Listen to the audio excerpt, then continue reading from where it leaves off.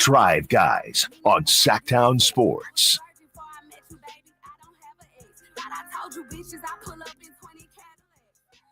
Back here on the Drive Guys, Sactown Sports 1140, 916-339-1140. That's how you can talk to me and Jay for the next 3.5 hours or so. Coming up at 5:15, we'll hear from the coach, Doug Christie. We'll play his pregame press conference as the Kings get ready for the Memphis Grizzlies. But the question I posed out there before the break was, have we reached a point this season where Kings fans have just sort of tuned out? Have we lost the spirit of the Beam Team era? Is that where we are at right now? What do you think about that, Jay? How you feeling about what I said out there? I think it's a twofold thing, Drapes, when it really comes down to it. For me, I think two things. First thing is this. I don't think any Sacramento King ever is going to be counted out and turn their back on this squad, on this organization, right? Okay. Because they haven't done it before. And even if it's too much, even if it becomes too much to the point where, hey, you know what, I'm through with it this season, or, you know, I'm fed up, I can't do anything anymore, this is all said and done, you don't turn your back on the complete organization. You might look for it the next year. You might throw your hands in the air, as we've done it. I've done it as a Sacramento Kings fan, and just say, you know what, I'm just going to let it be. And I think that was your third option. So I'll never count out a Sacramento Kings fan because they'll never turn their back on the organization. They would have already done it. There's been plenty of down years for this team to say, look, I don't want no parts of that. Second part of it, though, is I can start to see some Sacramento Kings fans, Drapes, start to look at it as this team is probably going to finish ninth, more or less ninth. If they finish 10th, I even think they stumble for the rest of the season. And they're just going to let the chips fall where they may. And if that means you got to take a play in against Phoenix, because I don't think Dallas, makes it there. But if Dallas gets there, sounds like Anthony Davis might return as he is assigned to the G League today. But I think we might have been reprimanded to understanding that this team is a play-in at best. And however the chips fall after that is where they fall. And I continue to keep on saying, you want the ninth seed just so you can get the one home game. I think that makes up a little bit. And then if you get lucky and fall in, or not get lucky, you play well in a couple games and you make the 8th seed, then hey, that's even bigger because you at least get a couple playoff games. But I'll never say Sacramento Kings fans are done completely with this team just because they've shown resiliency. They've shown it over decades. They've shown it over years that even when this team is down, even when this team is winning 10, 12 games a season, and I know that hasn't happened too many times, I'm just saying when they lose a very minimal amount of games, fans don't turn their back on this team. I don't think that, and I hear you, Jay. I don't think the fans are turning their back. Yep. And hold up, Jay, that may just be that may just be words you're spewing out there. Okay. I'm looking at the YouTube chat. Where's my level of frustration, says Ryan Williams Art. Baseball season is in 2 weeks. That's where I'm at. Somebody says, Dirt and Rust, love my Kings, but I'm starting to check out a little. Somebody else says, 9th or 10th, I'm realistically content. Let's be real. We stopped playing basketball. It became more about a mindset thing instead of just having fun balling. And so what I'm hearing here, and my guy Ward also chimed in, agreed, Drapes, I'm emotionally exhausted at this point. What I'm hearing is they aren't turning their backs, Jay, but they're like, I don't know how much more they can take. It's like, we turn the corner, we start feeling good, bam, we lose 4 in a row. You win 7 in a row, bam, we trade De'Aaron Fox. I just feel like the emotions, the psychology of the fan base right now is, like Ward said, exhausted at this point. And so I'm interested tonight at 7:00. And to your point, Jay, I think it'll be a good crowd here.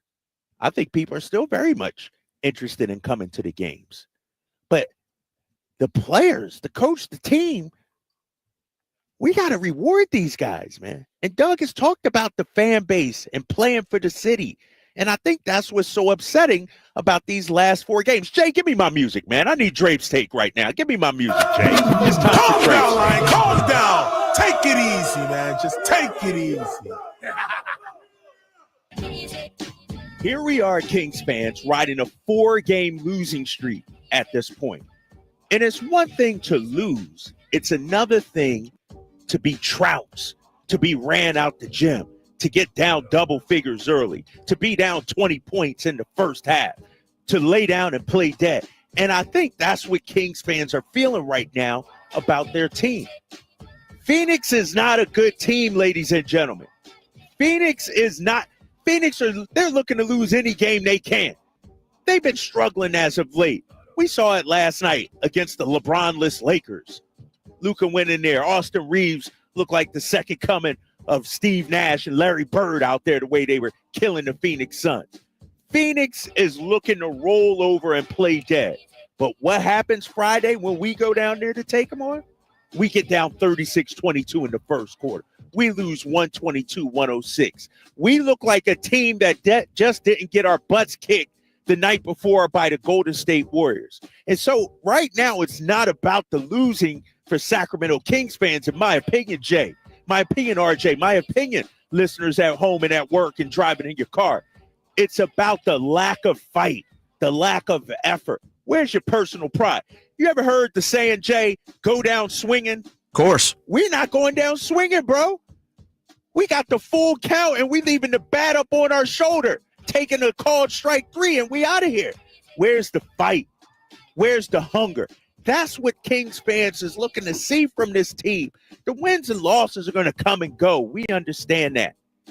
But how can you, how can the fans, how can the people on social media talk about how big of a game this is? Oh, this is a must win. And the squad doesn't respond. That's the thing that hurts, Jay. It's not about the losses, big fella. It's about how the team is responding. If we played like we did against the Clippers and lost that game, damn, that sucks. But you got to live with it. Jay, Knicks, Warriors, Suns, they're up 20-plus points. I gave you the numbers. Right from the jump, we're being outscored in the first quarter by 9.5 points. You know who the second worst team in the first quarter over the last 4 games? The Washington Wizards. And they're getting scored by 7. And at least they got a win over Denver the other night. Okay, man. Don't count that. Don't count that against us, man. I'm saying, if we're going to be grouped in with the Wizards, at least let's get a couple of W's out of it. They got a W against Denver. And so I guess it's not about the wins and losses. I need tonight, Jay, 50-50 loose balls. Us diving it. Somebody hit Domas on the face. Somebody coming off the bench to square up. We got to show some fight, some personal pride. And if you lose a game, you lose a freaking game. That happens. But don't just give the game away. So I understand we got new pieces. Jay, go ahead. I was going to say, just to respond. So it's more or less how they're losing versus they're losing. Exactly. I mean, losing hurts by 1 or by 20. But damn, we aren't even in these games, Jay. People are turning off at halftime. People are turning off in the second quarter, in the third quarter. And sure, we make some little runs and everything like that. But you know how the NBA is. Everybody makes a run. Yeah. We know that. And so it's about understanding that the season is on the line. You had a chance at the 6th seed. You had a chance at the 7th seed. And you come out with that kind of effort, that kind of tenacity. That's what's so upsetting if you're a Sacramento Kings fan. 916-339-1140. I agree. I want to hear from you guys. I think I agree, Drapes. Also, real quick. Yeah, I agree. You agree with that, Yeah, right? I do. I think that the fact of they're getting blown out versus like the Clippers or, losing close games definitely matters. And it takes the heart and the sails, the wind out of the sail for fans. Absolutely. Right. My second take has to do with the Kings offense and lack of a pecking order. I understand when Mike Brown was here, it was sort of an equal opportunity offense. And it sort of continued that way. But if you look at every team ahead of us in the standings, and I'm going to go through it in the Western Conference, Day. Who's the hub of OKC? Shai Gilgeous-Alexander. Who's the hub of the Houston Rockets? Şengün. Who's the hub of the Denver Nuggets? Jokic. Who's the hub of the Memphis Grizzlies?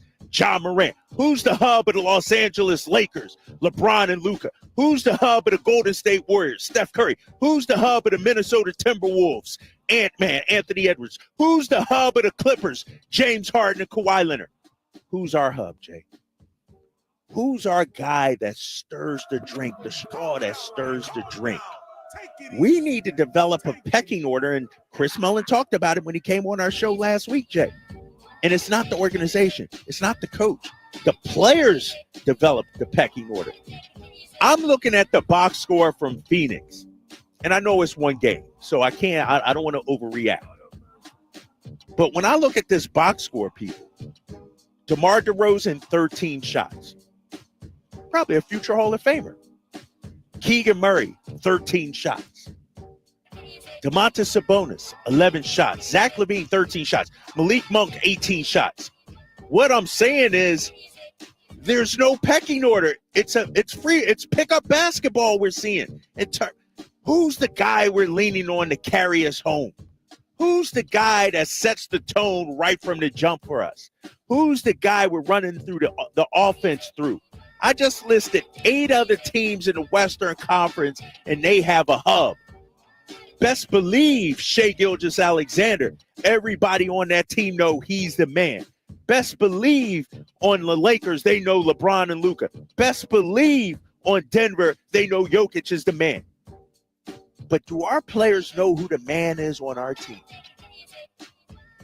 Some nights it's DeMar. Some nights it's Zach. Some nights it's Domas. Some nights it's Malik. And the question is that a problem? Does there need to be a pecking order for your Sacramento Kings? I think so. I think that's what we're missing right now. Case in point, Jay, and we're going to talk about this next segment. I got to get into this next segment. My boy, Zach LaVine. Your boy. That's my guy. Top of the list, my guy. No way in hell Zach LaVine should have 4 shot attempts in the first half against the Phoenix Suns. No way in hell Zach LaVine should have 7 shot attempts through the first 3 quarters. And then all of a sudden he goes into the 4th. We need to figure out a pecking order. And we need our star players, DeMar and Zach, to be that every single night. Because trust me, I watched the league. Donovan Mitchell, he's in every action pretty much. Tatum, Brown, they're in every action pretty much. Jalen Brunson, come on, man. We could go Giannis and Dame. We need a pecking order when it comes to this team. And it might be too late. We got new guys trying to fit in, guys trying to gel together. I get that.